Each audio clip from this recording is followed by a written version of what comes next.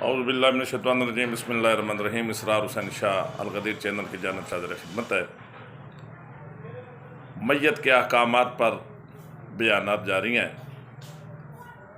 آج کا ہمارا عنوان یہ ہے کہ حنوط کیا ہے اور حنوط کیسے کیا جاتا ہے اور کن اعضاء کا حنوط کرنا واجب ہے۔ غسل اور کفن کے درمیان میں ایک عمل کیا جاتا ہے جسے ہم حنوط کہتے ہیں۔ کافور جس کے ساتھ دوسرا غسل دیا جاتا ہے اسی سے جسم کے 7 اعضاء سجدہ یعنی کون کون سے اعضاء؟ پیشانی، ہاتھوں کی دونوں ہتھیلیاں، گھٹنے اور پاؤں کے انگوٹھوں پہ اسی کافور کو تھوڑا یا زیادہ لگانا حنوط کہلاتا ہے،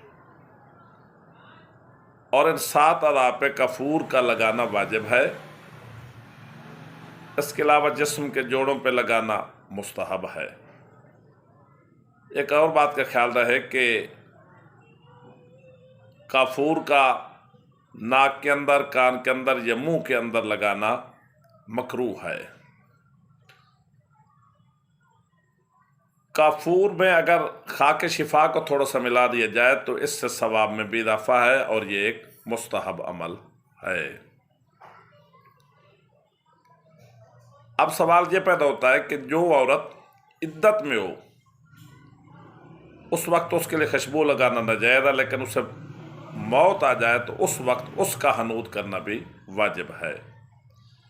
اعتکاف میں بیٹھا ہوا بندہ کوئی خوشبو نہیں لگا سکتا، اگر اسے موت آ جائے تو اس وقت بھی اس کا حنوط کرنا واجب ہے۔ اور اگر کوئی حالت احرام میں فوت ہو جائے تو اس وقت اس کا حنوط نہیں کیا جاتا، یہ ایک علیحدہ مسئلہ ہے۔ ایک اور ضروری بات، میت کی یا مردے کی خوشبو صرف اور صرف کافور سے کی جا سکتی ہے، باقی پرفیوم لگانا، کچھ اور چیز لگانا، میت کو بنانا سنوارنا، یہ سب ناجائز ہے اور ایسا کرنا مناسب نہیں ہے۔